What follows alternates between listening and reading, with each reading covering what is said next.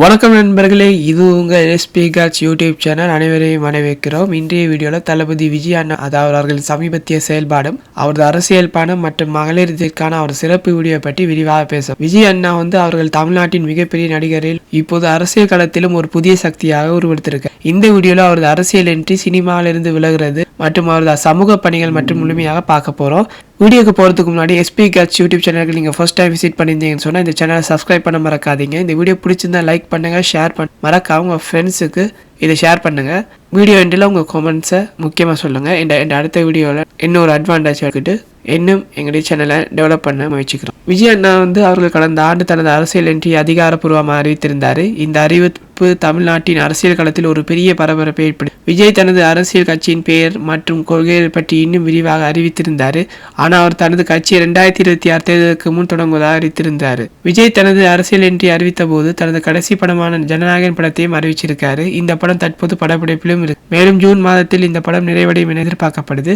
விஜய் அண்ணா சினிமாவிலிருந்து விலகுவதாக அறிவித்திருக்கிறார். இது இவரது அரசியல் பயணத்திற்கு ஒரு முக்கியமான முடிவாக படும். இந்த விஷயத்தை நாங்கள் ஏற்கனவே வீடியோவில் சொல்லியிருந்தோம். முக்கியமாக நாங்கள் இந்த வீடியோவில் என்ன பார்க்க போறோம்னு சொன்னா மகளிர் தின வீடியோ பகுப்பாய்வு. இந்த ஆண்டு மகளிர் தினத்தன்று விஜய் அண்ணா ஒரு சிறப்பு வீடியோ வெளியிட்டிருந்தாரு. இந்த வீடியோவில் அவர் என்னுடைய அம்மா, அக்கா, தோழி அனைவருக்கும் மகளிர் தின வாழ்த்துக்கள் என்று கூறி, மேலும் அவர் தமிழ்நாட்டில் பெண்களுக்கு பாதுகாப்பு இல்லை என்று திமுக அரசை கடுமையாக விமர்சித்திருக்காரு. அந்த வீடியோல விஜய் அண்ணா எல்லா சூழ்நிலையிலும் உங்களுடன் ஒரு அண்ணனாக, ஒரு மகனாக, தோழனாக நான் நிற்பேன் என்று கூறியிருக்காரு. இது அவரது பெண்கள் மீதான அக்கறை மற்றும் பாசத்தையும் காட்டுது. மேலும் அவர் 2026 தமிழ்நாட்டின் புதிய அரசை அமைப்பதாக உறுதியளிச்சிருக்காரு. இந்த அறிவிப்பு தமிழ்நாட்டின் அரசியல் களத்தில் ஒரு புதிய மாற்றத்தையும் எதிர்நோக்கும் என்று எதிர்பார்க்கப்படும். விஜய் அண்ணா தமிழ் சினிமாவில் மொத்தம் 25 ஆண்டுகளுக்கு மேலாக பணியாற்றி வராரு. அவரது படங்கள் தமிழ்நாட்டில் மட்டுமல்ல உலக அளவிலும் பிரபலமாக உள்ளது. அவரது படங்களான கில்லி, மெர்சல், மாஸ்டர் போன்ற படங்கள் சாதனையை நினைத்திருக்கு. 69 படம் நடிச்சிருக்காரு. 69 படத்தில் ஏகப்பட்ட வெற்றிகள், சில தோல்விகள் இருந்தாலும் தன்னுடைய விடாமுயற்சியாக இன்னைக்கு தமிழ் சினிமாவில் நம்பர் 1 பொசிஷன்ல இருக்காரு. இப்ப கடைசி படமான ஜனநாயகன் படமும் அவரது கடைசி படமாக அறிவிக்கப்பட்டிருக்கு. இந்த படம் அவரது அரசியல் பயணத்திற்கு ஒரு மைல்கல்லாக அமையும் என தெளிவாக சொல்லப்படுது. இந்த படத்தின் படப்பிடிப்பு தற்போது முழு வேகத்தில் நடைபெற்று வருது.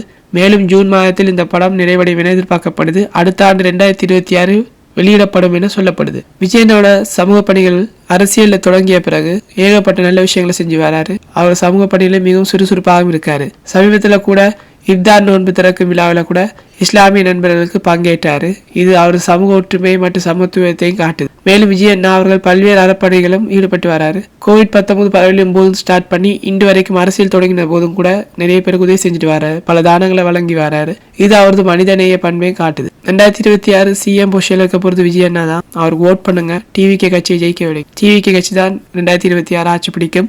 நண்பர்களே, இன்றைய வீடியோவில் விஜய் அண்ணா அவர்களின் அரசியல் மற்றும் சினிமா பயணம் பற்றி விரிவாக பார்த்தோம்.